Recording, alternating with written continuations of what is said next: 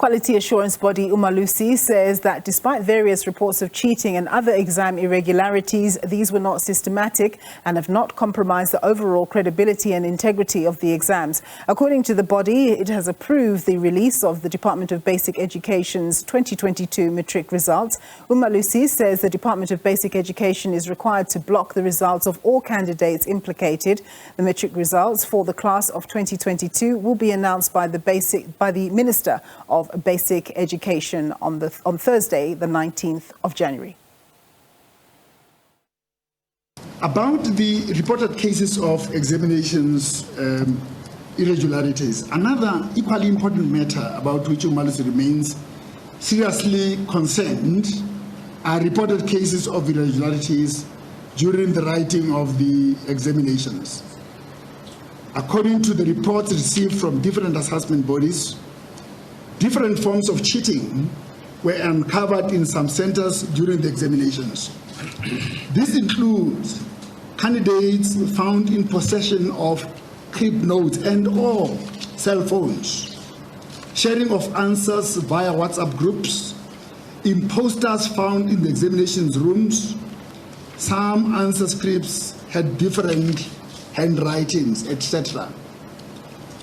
Based on the magnitude of the offenses, different sanctions have been meted out against the candidates involved in such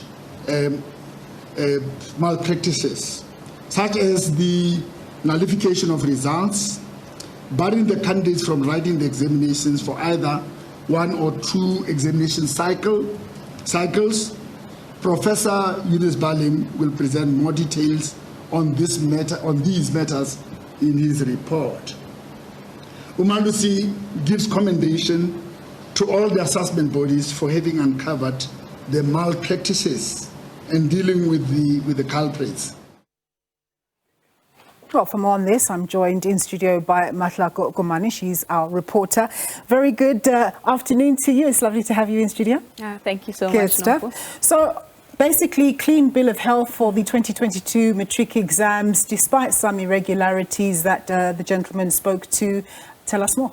Yes, Nompo, obviously today what Umalusi was briefing on, it was for the 4 examination bodies, Yosaka, as well as the IEB was also touched upon, and the big one, which would be the National Senior Certificate by the Department of Basic Education.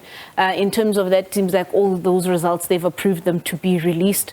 They did speak about those irregularities. We know that there was that cheating scandal that was reported, I think it was in Mpumalanga, where children were paying money to be on a WhatsApp group for answers to be sent during exam time. So that was also, spoken about. We did ask, I did ask the question of, are we not seeing more and more of this? If you'd remember, I think it was last year or the year before, there was that issue of the leaking of the exam papers. But in the last 3 years, you're seeing a little bit more of the cheating and the crib notes. Dr. Mahlako Komane, he is the CEO of Umalusi, saying that as technology advances, people are also finding ways to work around the issue of integrity, if you want to call it that, saying that it is a conversation that they were having with the examination bodies to see how do they also, move with the times to ensure that they're able to mitigate such issues. He also said that we shouldn't be surprised if in future we see papers being released online, just a few minutes before learners are actually start writing, because in some of these instances as well, it's not just children, being children or trying their luck. You would also find issues with invigilators. When you have adults that are also, acting, crooked. Yeah, adults that are crooked, it also becomes that much of a problem as well. So this paves the way. The approval stamp of approval paves the way for the Minister of Basic Education, Angie Motshekga, to basically give us the results come Thursday, the 19th. So that is obviously good news. But one thing I keep on thinking is that it seems a bit late in the year. Has this been the norm that we're getting results close to the end of January?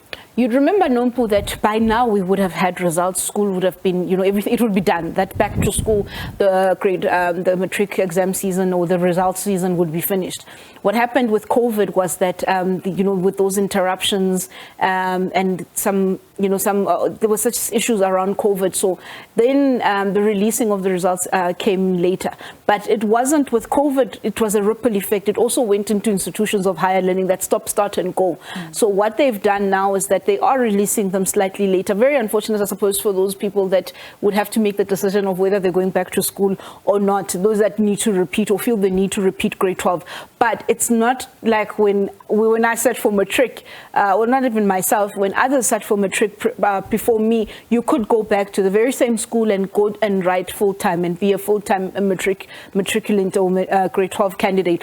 What they're doing now is that the Department of Basic Education has a second chance program that they've gone really big on. So you would go and you would attend it sort of like in after school. Basically, you'd go and you'd be able to rewrite after school. So that would, I suppose, cater for the children that would unfortunately not pass grade 12. It is much later in the year, but I also understand that universities, I think some people that I've spoken to in some universities, what they're dealing with currently would be your returning students, second year going forward, your honors, and people do your postgraduate students.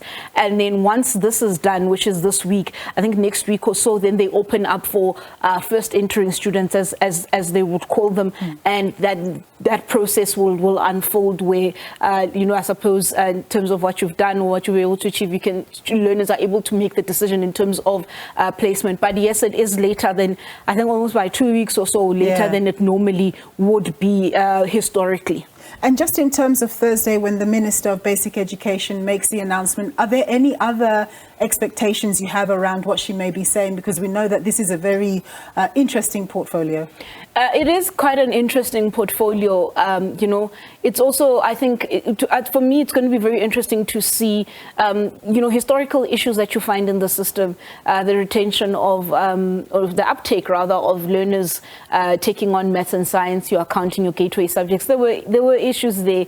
Last year, when we had the conversation after the release of the results, she was saying that they're trying as hard as they can, but the needle is not moving. You can actually even see that jump of enrollment in terms of learners taking up maths literacy.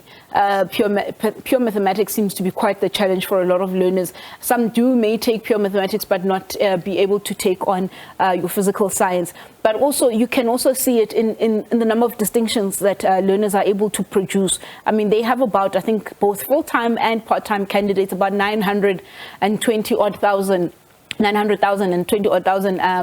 learners that are writing matric or wrote matric last year. So what I think that will give us an indication of where we're going as a society in terms of being able to have learners take up the system. I mean, take up mathematics within the system. Are they, what exactly are the core issues? I think we'll hopefully have analysts to come and speak to that. But also there's the issue of the smaller provinces. How are they actually faring? How are they coping? I mean, if you look at the Free State, which is generally comes, leads the bunch in terms of the pass rate and what they're able to achieve.